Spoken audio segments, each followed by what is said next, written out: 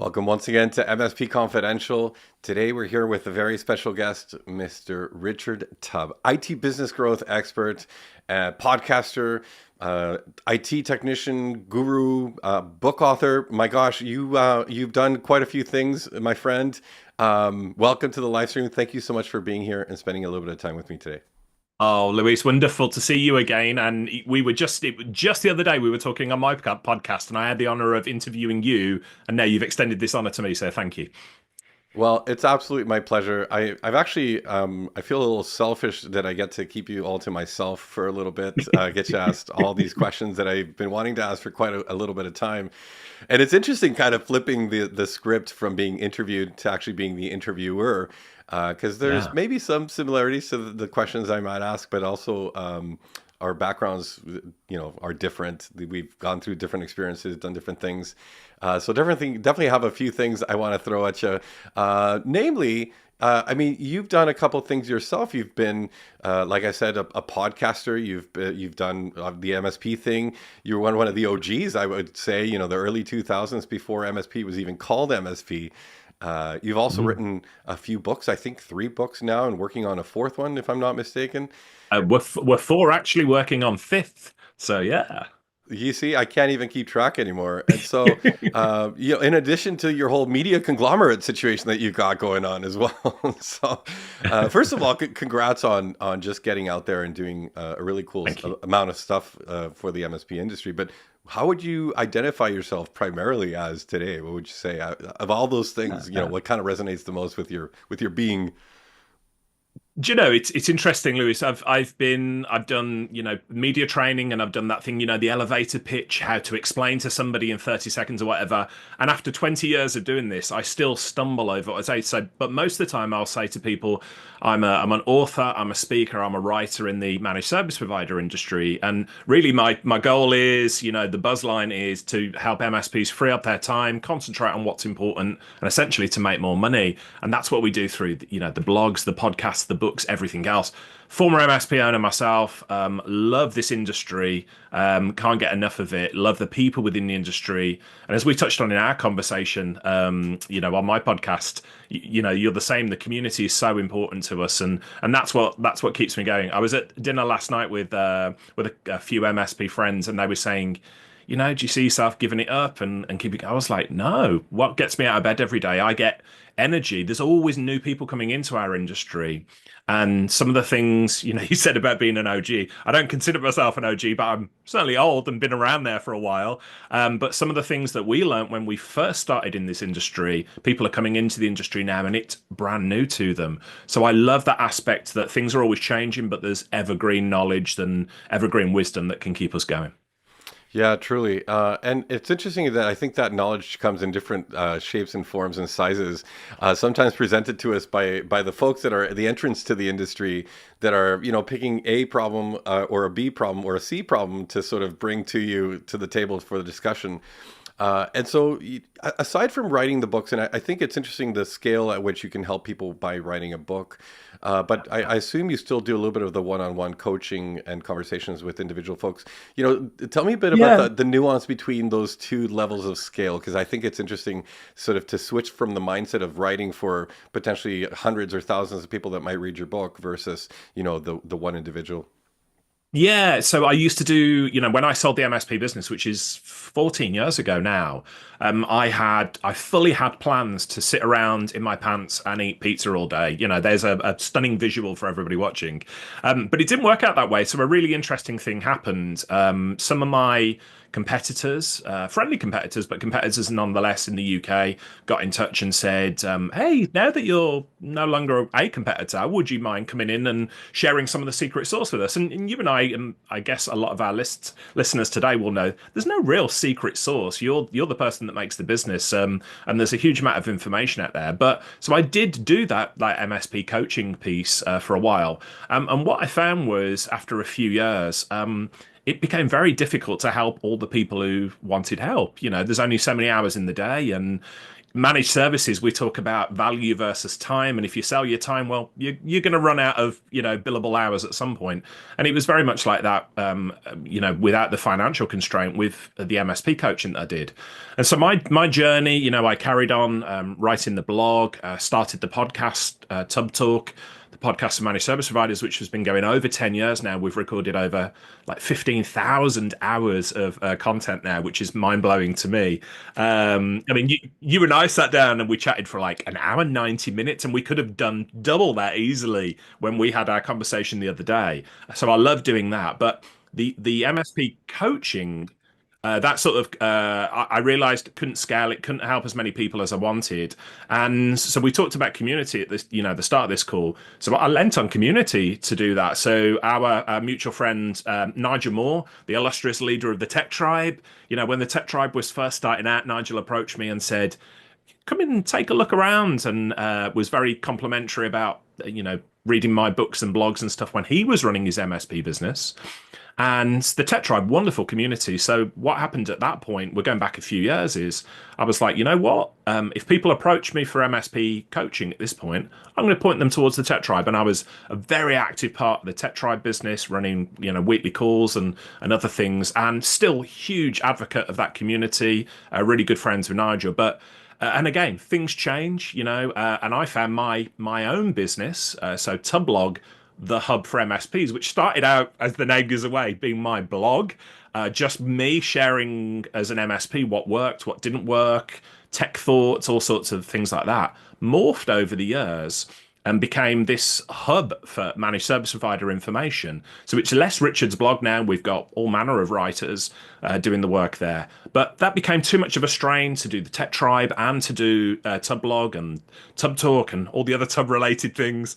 So yeah, Nigel and I said I can't do both of these, so I stepped away from that. But huge advocate of the Tech Tribe. Anybody approaches me nowadays, MSPs asking for advice, of course I'll freely give advice as much as I can. But if they want to go a little bit deeper in that coaching element or the mentoring, point them towards the Tech Tribe and say, look, there's a lot of very, very smart people out there, and nearly all of them hang out in the Tech Tribe. So go for your $50, $60 a month. You're going to get a ton more value than waiting for me to become free and available. So long story short, fast forward to today. You talked about the media empire, which is, the media conglomerate. Love that. You've been very flattering. But there's me and a team of 6 people now within Team Tubb, as we jokingly call it. And honestly, if it was left up to me, I would do wonderful interviews like this. I'd record podcasts, videos, write blog posts, and they'd pretty much sit around and gather digital dust. So the team basically polish, edit, get it ready, publish it, promote it. And so Tubblog, the hub for MSPs, is much more than just me now. I'm the founder of that blog, but there's most of the articles and bits and pieces that go out there are not written by me anymore. They've got that influence, but it's not Richard Tubb's blog anymore. It's more a community blog. So. Yeah, so one of the things that I've heard you say is that you're a self-professed techie, never stopped being one, I guess, back from the MSP days even.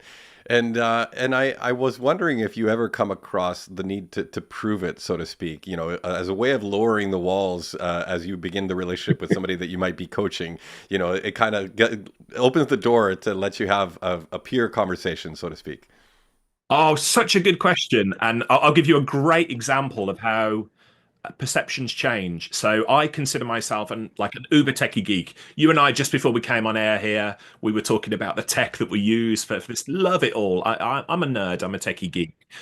But I've talked about, we both know, and I think most of the audience knows, you can be the best technician in the world, but if you don't make any money doing it, if you don't grow the business, the managed service provider business, what is the point, really? And so I learned that really on in my career, thanks to the influences of so many notable people in our space. But to name, a couple of 3, Carl Palachuk, Eric Simpson, Harry Brailsford, reading their books and understanding about I wanted to become a business owner. And that I did. But to the point where, Luis, I talk about business so often now and talk about tech generally so little publicly that some of the new people coming into the industry come across my stuff and don't think I'm a techie at all. And I'll give you an example. I was at a conference a few weeks ago, and we were at the bar afterwards and having some drinks, which you and I know, which is where most of the gold happens at these events. You know, the real great conversations. And I was chatting to somebody who was very familiar with my work, follows the blog, the podcast, and everything. And I started talking a little bit techie, and he said, "Well, oh, do you know about tech stuff?" And I'm like, "Yeah, I'm a massive tech nerd." And he was like, "No way, you're not." I was like, "Yeah, I am." And we had to call somebody across who'd known me for about 20 years to confirm, yeah, this guy is a geek, he's a nerd, he knows tech. But it's really interesting, you know, I focus so much on business that actually that there's going to be some people that don't know me very well that assume I'm not a techie nerd, but I absolutely am. I mean, just off, you can't see it, but just off camera, either side here, I've got the pretty much my own retro computer museum. I've got Ataris and Spectrums, Timex machines. I've got all sorts of things all knocking around. It's in my DNA. It's in my blood. If I wasn't a techie nerd, I don't know what else I'd be doing. But yeah, business. You've got to talk business because we're the only people who enjoy talking tech. Clients want to talk business. Tech won't do for them. I think there's something interesting too, so, but perhaps the shared struggle, the shared values, the shared history of things like that, you know, a very specific area that people consider dear to their identity in many ways. You know, it happens to me a little bit with the music. Whenever I meet somebody who didn't know I was a musician and then they find out and then turns out they are also a musician, there's like a whole other layer of the onion that's been peeled back in that situation automatically. And I find that as an expat from Colombia, when I meet a Colombian anywhere in the world, suddenly you have this interesting shared history and shared knowledge. And so I find that really interesting that it happens equally within all these layers of technology, even. Yeah, well, we touched upon it. You know, I keep referring, forgive me, to our podcast interview that was just released, sort of over the weekend. But I had so much fun talking to you, and I felt as though I knew you. Like we're not close friends or anything like that, but we've known each other for a long time in the industry.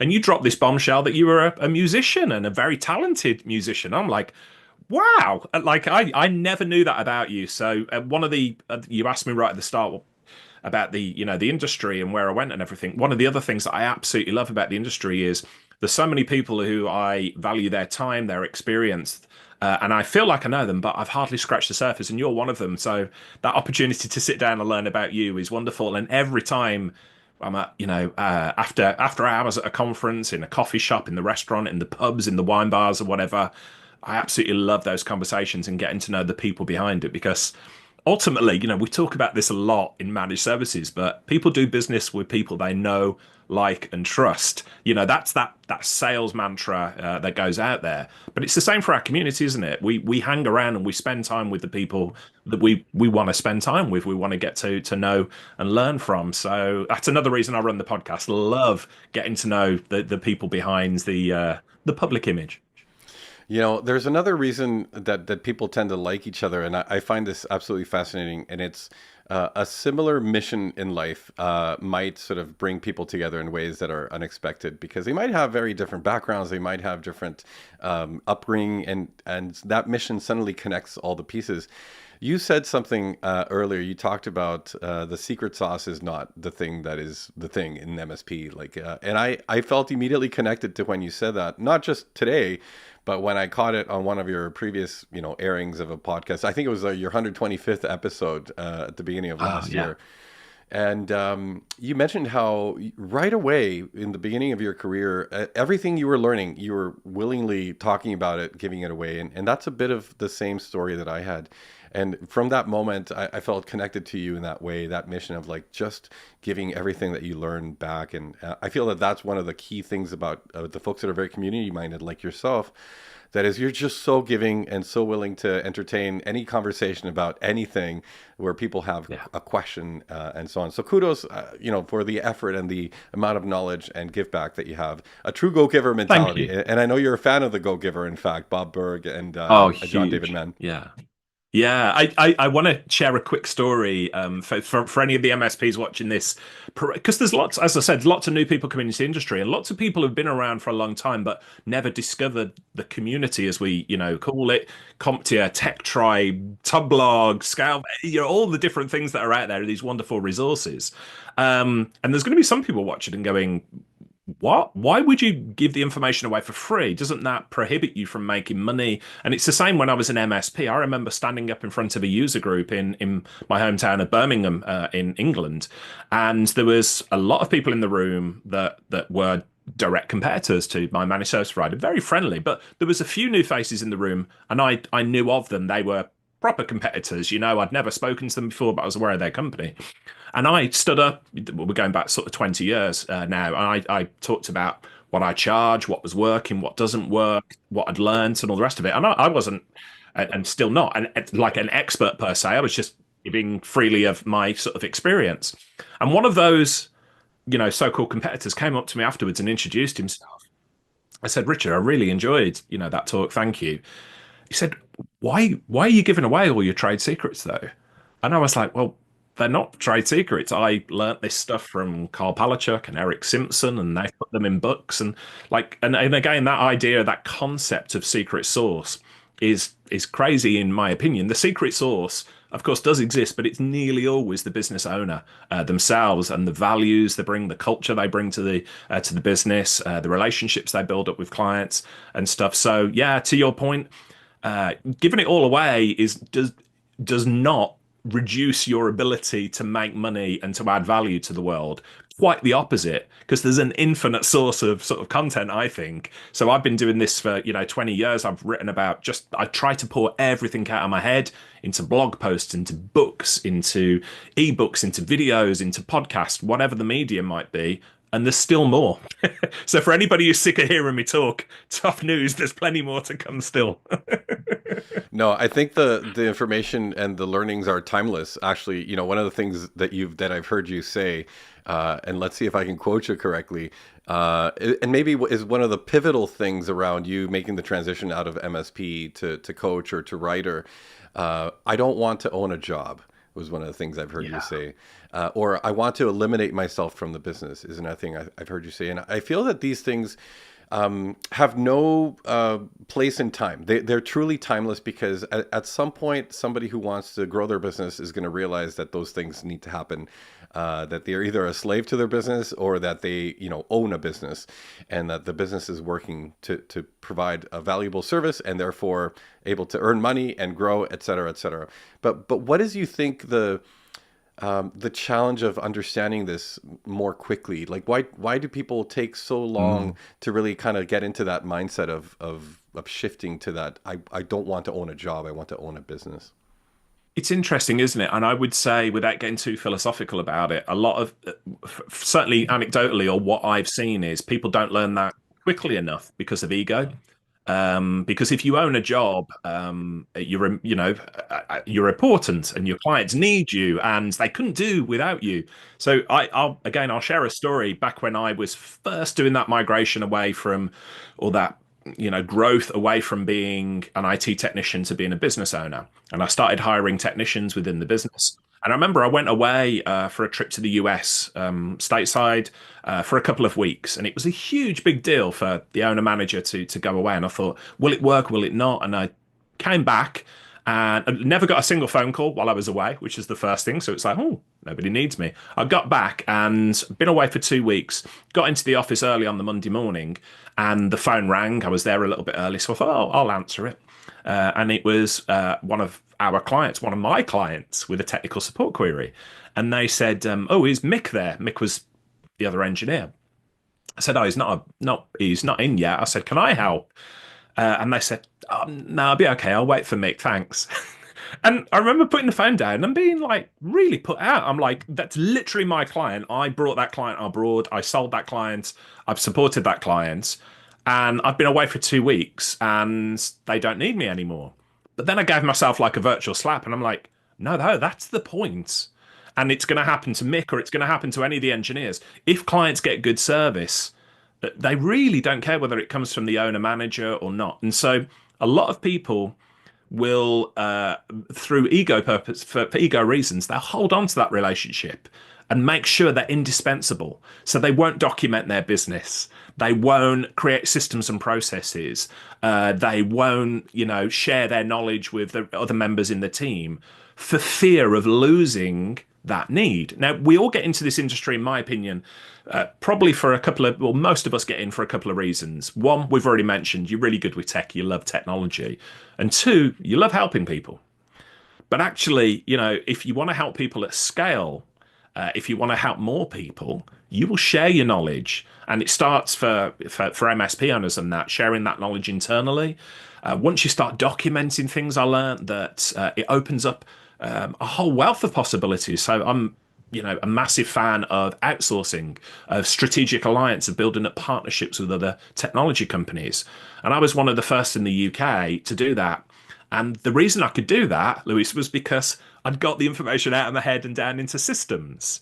And I didn't hold on to this, the ego of like, well, if I document the information, if I give the information away, even to colleagues, I'm not going to be needed anymore. That was the goal. I wanted to get to a point where I wasn't needed because as we've discussed, on other avenues, and as I've found out, it frees up your time to do even higher value use of your time. So you can go and do whatever you want. So for me, that really accelerated my growth as an MSP business owner because I got to spend more time stateside with the great and the good from the managed service industry, learning, keeping my mouth quiet and listening to them and reading more books. And I learned, I read the book The Go-Giver. And I read other sales books and started to overcome that fear of actually having sales conversations with people. So I guess the bottom line for me, for anybody watching this who's thinking, well, I own a job and I'm quite comfortable doing that. We're meant to stretch our comfort zones, and actually, I'm not knocking anybody who's a lifestyle business who really enjoys being, the one person band crawling under desks and doing things. I love doing that as well.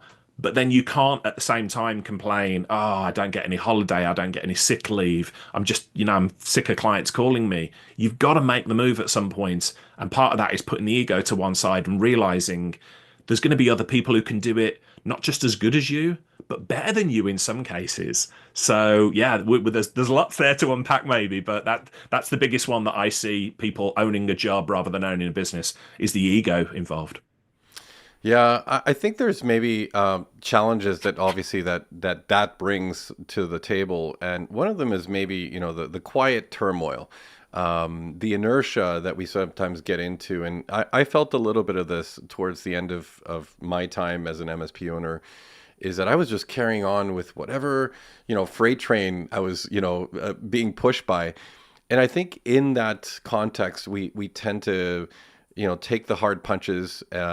We tend to maybe struggle a little bit even with the expectations of the job. There is an aura of negativity sometimes that surrounds being in IT support. People come at you with all their problems. And I think these things tend to, create some struggles for folks mentally, physically, personally. And you've been a fairly outspoken advocate about mental health. And maybe it's a weird pivot to make, but I wanted to ask you a bit about your experience in maybe getting control over some of those feelings, or if you had to tell somebody, here's something that you might recognize as one of the leading indicators of you might have a problem and you might want to raise your hand or talk to somebody that has maybe been outspoken. I know you always volunteer to be a listening ear for folks that have maybe recognize they're having an issue or a struggle, but tell me a bit about that struggle. So I don't think it's a weird pivot, actually. I think it's really, really connected. I think it's a really insightful question. And I'll go back to, I talked earlier about moving away from the MSP coaching to, the tech tribe and to doing more at scale. And so the books and other things. So one of the earlier books that I wrote was called The IT Business Owner's Survival Guide. And that book was written specifically because every week I would get lots and lots of MSPs getting in touch, and they were essentially talking about mental health. Now, we're going back about 5 years or more. Fast forward to today, I will talk openly about mental health. You and I have conversations about it, and the industry as a whole, much better. We can talk about depression, about mental health and things. But rewind sort of 5 years, and it was still nobody wanted to be that guy. Nobody wanted to talk about struggling and things. So I wrote that book, The IT Business Owner Survival Guide, just full of all of the stuff that I did to get my head above water. Practical techniques, so we're talking time management, productivity, and things, but also mental health techniques. But we didn't label it mental health back then because it was still, I'm not going to say taboo, but it was still a really deeply uncomfortable topic for our industry to talk about. And so I wrote that book just to get out and say, you're not alone.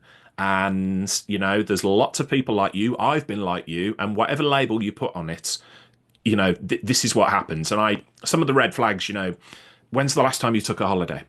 Do you take holidays? Is your mobile phone, your smartphone, the very first thing that you reach for in the morning as soon as you wake up, in case there are emergencies, in case anybody needs you, and that sort of stuff. We all recognize it. You recognize it, Luis. I recognize it. Lots of people listening to this will recognize it. And so that book was sort of highlighting some of the orange and red flags. And the feedback to that book at the time was remarkable. It still to this day sells very, very well because it's full of practical techniques. But the interesting thing about it, and I'll say this publicly, I'm one of the next books, well, one of the books I'm in the process of writing at the moment is Mental Health for Geeks. And mental health. I'll use the word mental health. I'll talk about depression. We'll talk about all the things that are associated. But back then, if I wrote a book like that, I don't think it would have sold as well. I don't think it would have been received as well. And so the title, The IT Business Owner's Survival Guide, almost sounds a little bit macho there, doesn't it? Like survival and toughen up and get through. But the reality was the book is full of, practical techniques and helping people to spot the things that drag you down. Because being an MSP owner it can be a lonely gig. And if you're not self-aware enough, if you don't spot the red flags, probably the people around you already will. Your partner, wife, girlfriend, husband, whatever, they're going to spot what's going on. Your children are going to spot it. Your friends are going to spot it. You're probably not. And so, the book was one of the ways to say, here are some of the red flags. And for a lot of people I know, I've had feedback about the book. They read it and got in touch and said, I thought I was the only one. Thank you. Like, this has really brought it to my attention now. And self-awareness is the first part. You can only try to fix something if you're aware of it and you want to do something about it. So, yeah, it's a huge thing, and I'm happy to talk, about mental health. As you said, I've been fairly outspoken about it. I have had lifelong issues with something called clinical depression, which is, from a physical perspective, it's a little bit like an imbalance of chemicals in the brain that can hit. But it means, taking all the science away from it, it means I can be my own worst critic. And I can beat myself up severely, mentally, put so much pressure on myself. I would never, Luis, as a friend, I would never speak to you if you came to me with a challenge or a challenging period in your life or a dark moment or whatever. There's no way I would speak to you as a friend who I loved and respected in the same way that I speak to myself. And so that has been a self-awareness, a learning journey for me to realize, Rick, you're a nice guy. Why on earth wouldn't you show the same compassion to yourself that you show to other people? And so that's only something I've picked up in maybe, the last 18 months, couple of years. But I've spoke on stage at, events, CompTIA, spoke in the Tech Tribe about it.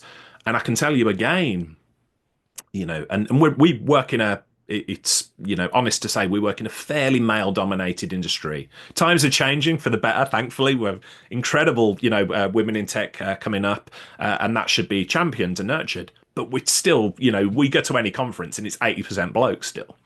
And blokes are really bad about talking about this, for the most part.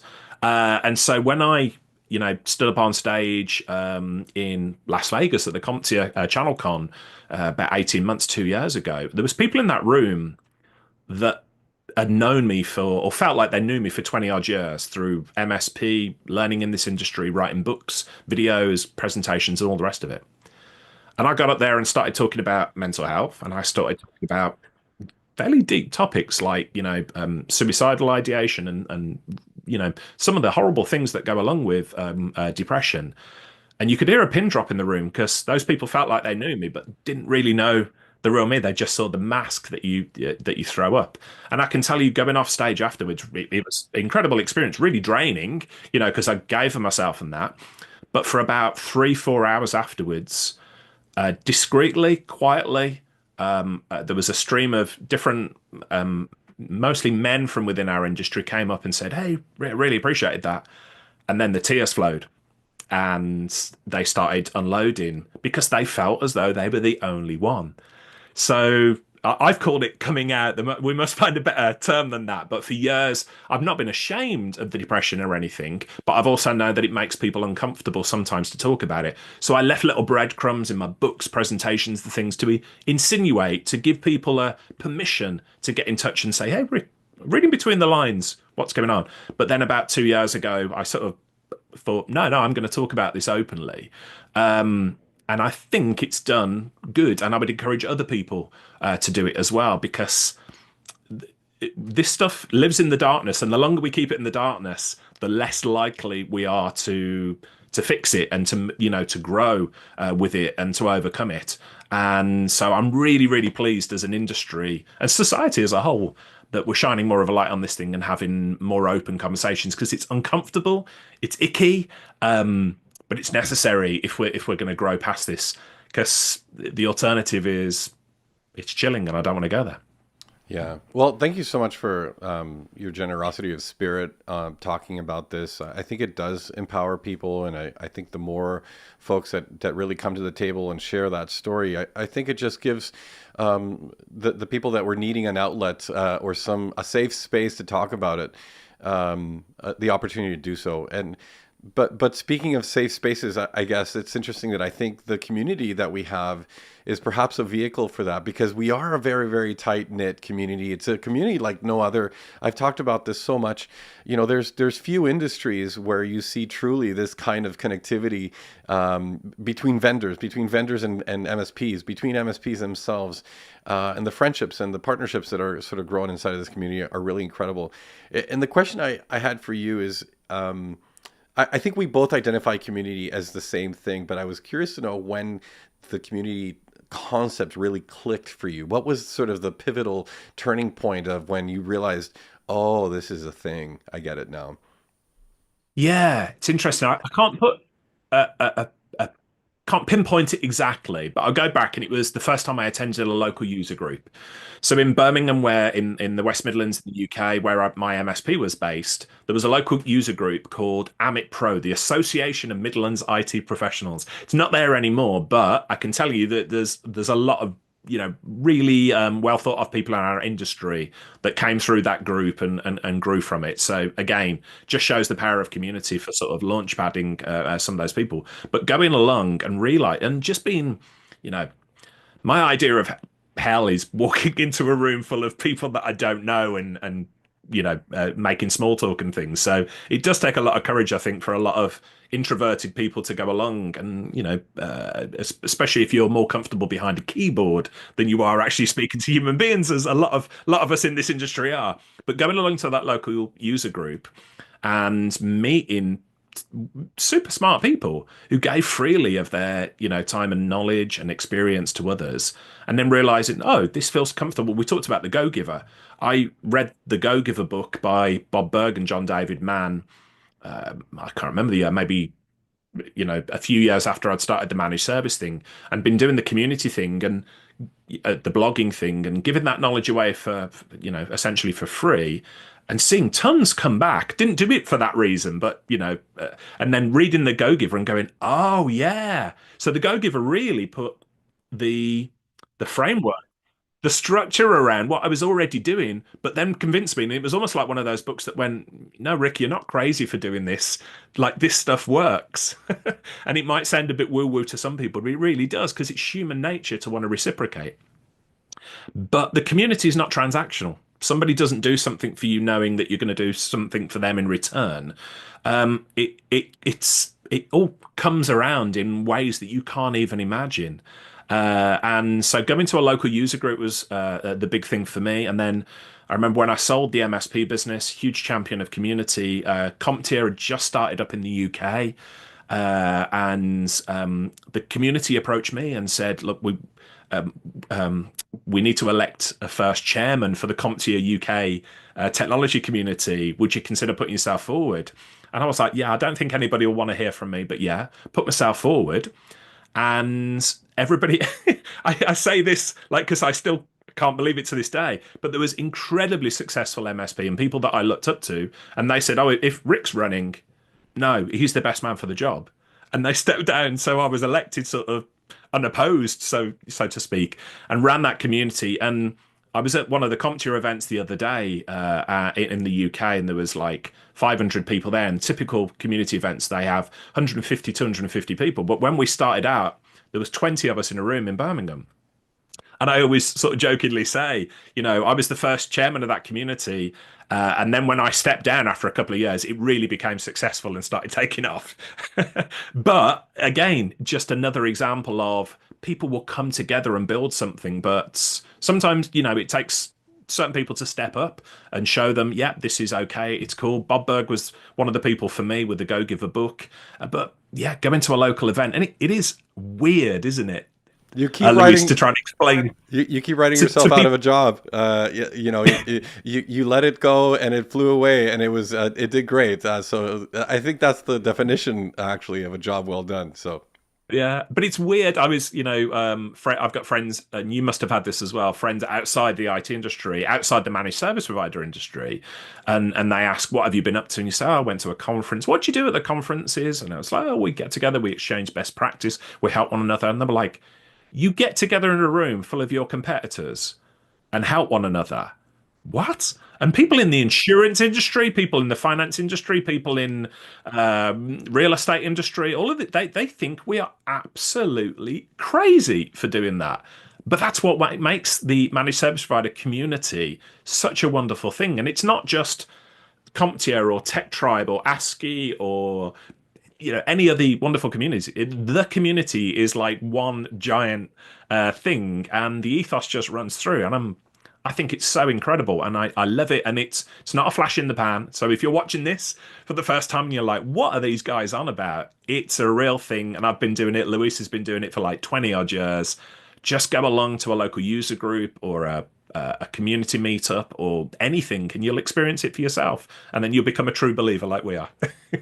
so for that very first user group, and I would say even I think people look at the experience, community goers, conference goers, and such, and be like, "Oh, that sounds like such a great thing to do." You make it look easy, and I don't think it's necessarily easy to know how to show up at an event with a bunch of people you've never met before, and do a little bit of networking or what the point of networking even is.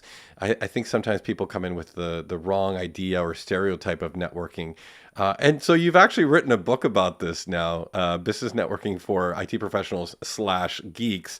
And so I want to ask you about that. I wanted to know why you crossed off IT professionals and replaced it with geeks, but I wanted to first ask you about the practice or the skill or traits of business networking, because I think it's a super important thing to learn in both life, but obviously in business as well. Agreed. And yeah, business networking for geeks, that as first of all, the reason I crossed out IT professionals on the title and put geeks is like, do any of us really feel like IT professionals? We're like geeks. We love doing the tech and all the rest of it. And what I was trying to do tongue in cheek is to say this book is aimed at people like me who I'm not going to count myself as an introvert, but as I said, the idea of walking into a room full of strangers, or the idea of moving away from the comfortable being behind the keyboard and going out into the real world and meeting people and showing vulnerability, asking for help, is deeply uncomfortable. And the reason I wrote the book is to, you can see a pattern in the books that I write. It's just to share my own experiences and to say to people, "Hey, you're not alone." And the business networking for geeks, I just shared the system really, and it's not an onerous system, and it's not a secret or anything. It's just some of the practical techniques that I used, first of all, to get over myself. To actually get out from behind the keyboard and to go along to not just community meetups, but like, local Chamber of Commerce meetups, BNI, and all type of things. So it's not just aimed at techie geeks going to techie geek conferences. It's aimed at any type of networking, online, offline, and practical techniques to get over yourself, get into the room, how to approach people, how to feel comfortable having conversations with them, but then incorporating elements of, the go-giver that we talked about. I've realized, but I didn't realize at the time, I'm a connector. I like connecting people. While we're having a conversation now, my brain's already been firing. It's like, oh man, I must connect Luis with so and so because they really get on and things like that. But for me, that was the key to networking. Instead of going in and doing what you're told to, which is expected of you, to go in and to sell yourself to other people. And hey, you should do business with me, and let me give you 5 reasons why I'm better than other IT guys and stuff like that. Nah, that was painful. It was embarrassing. It's difficult for the other person to listen to as well. So in business networking for geeks, I've just said go in, listen to other people, hear some of the questions that you might ask, look for opportunities to connect them, look to add value, and before you know it, the business will come back to you. Now, don't do it because you're thinking, oh, if I do A, then B will happen. It doesn't work like that. But it does work overall that people see you as a valuable person. They see you as a hub in a network of other valuable people. And that becomes really powerful then. And so the business, for me as an MSP, when I did that, the business started flowing. And business networking events went from being a real chore to being a delight. You just turn up, talk to nice people. If you get on with them, great. If you don't get on with them, well, move along. There's another person to speak to. You don't have to convert anybody. You don't have to sell to anybody. And the business just came anyway. So, the book, the latest book is my way of pouring that sort of knowledge into that sort of practical framework into a book that other people can use. The feedback has already been really good. And I'm surprised because I wasn't really sure, oh, who's going to, listen to me talking about business networking. But it's an issue that, again, we talked about the mental health thing. There's aspects of it in there as well. Just having the confidence to go and to do things. And we're all us techie nerds. We love a system. We love an if that, then, if this, then that type process. So the book is essentially that, for human interactions, online and offline. Yeah. Now I know you're a big fan of wrestling, and so I'm curious if when you don't get along with somebody, if you imagine just throwing them up and doing a little back slam with them on the Oh mat. yeah. Well, you already said, I talk about the go-giver and things like that, but I can tell you for a fact, Luis, that real men and women don't sort their issues out by having a conversation and talking it through. You pick up a steel chair and you smash somebody over the back with it. So, but joking aside, yeah, like there's another aspect, when people speak to me at events and I drop little bits in about my personal stuff. You can see from behind, I'm a comic book geek, I'm a Doctor Who fan, I'm a pro wrestling fan and stuff. But again, you're a bit nervous about putting that out there because you think, oh, IT professionals are supposed to be in a suit and, talking like a consultant and things. But actually, people want to get to know the real you. So, yeah, I am a pro wrestling fan and proud of it. The thing about the wrestling is maybe this idea of escapism. Yeah. I've always loved the idea of escapism. I've been a big fan of just movies in general, and I find this interesting moment where like I'm just carried away by the movie, and I love being carried away by the movie and the whole sense of just being lost at sea during the movie. And I wonder if maybe it's I've often made reference to this idea that we all carry a certain level of delusion to be able to be part of the world. And I wonder if a little bit of escapism is necessary in most people's lives. What are your thoughts there? I think so. So wrestling's really interesting because I know what's the best way of putting this delicately? There is a stereotype about pro wrestling fans, and it's usually like the type of person that would live in a trailer park and get into a fight, get drunk, and stuff like that. And it's like you go to any modern pro wrestling event, and there's like, I'm not going to call it the hipster crowd, but there is people from all walks of life. There is super smart people. And people say to me, like, you're a wrestling fan, you realize it's fake. And I'm like, is it? Goodness me. But it's not. This is all about suspending disbelief. So when you talk about delusion, I absolutely agree with you, but it's about suspending disbelief. So it's coming to this time of the year in the UK, we have pantomimes and things. So you take your kids along, and there's usually a man dressed up like a woman and a woman dressed up like a man, which is real weird sort of British sort of way of doing a pantomime. And we scream things like, he's behind you. And we pretend. Now, all of the children in the room know that it's a man dressed up like a woman who's playing the evil witch or whatever. Uh, and but nobody points out, hey, like this is wrong, this is not real or whatever. They get into it, they suspend their disbelief, and so pro wrestling and movies and all sorts of things. It's about suspending your disbelief and going along for the ride, and I absolutely love it. It's for me, it's like an art form. Everybody in the room, it's like a mass delusion, but not because everybody's in on the joke, but nobody wants to break um, the aura that's there. We're all in on the joke together, including the men and women that are wrestling in the ring.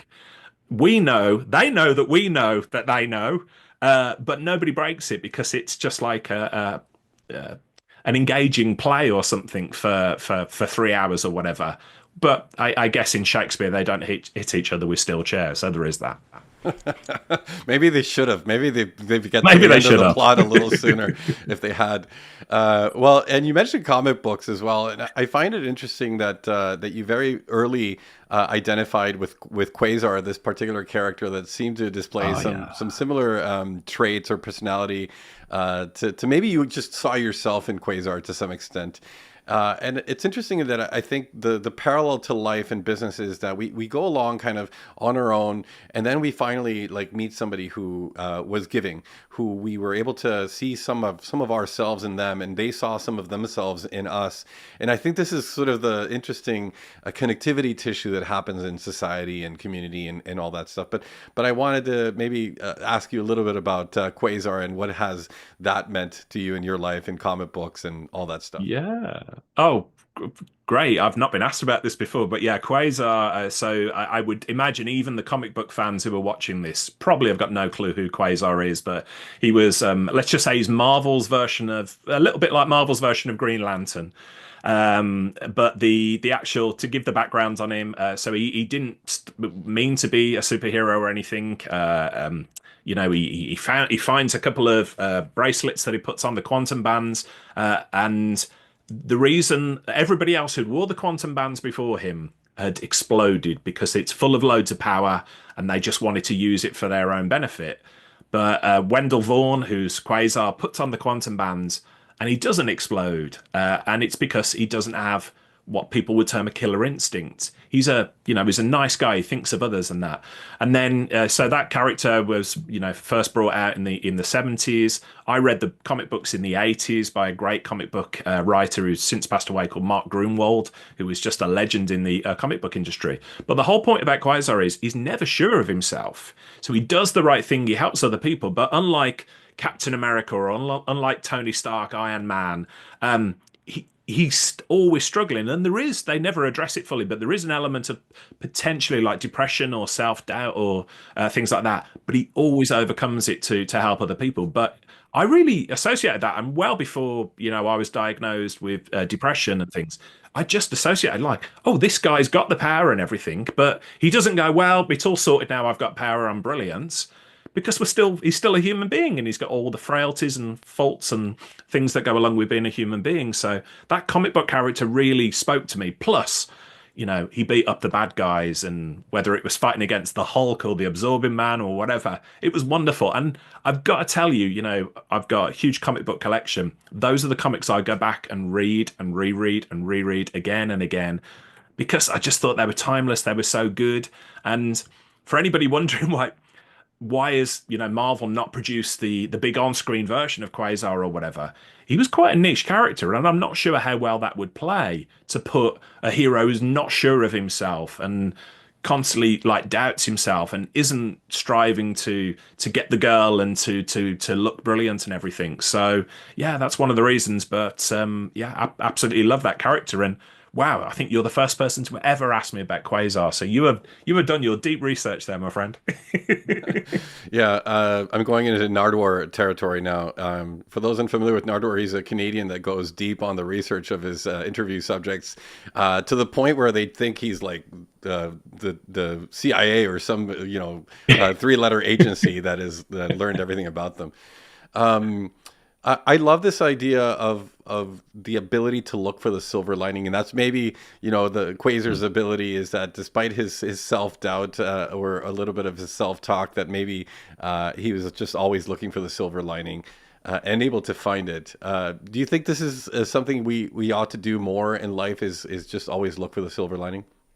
Yeah, I've been giving this a, not getting too philosophical, but I've been giving this a lot of thought recently. Like I had a really tough week last week, all what the kids would call first world problems, stuff getting too busy and that.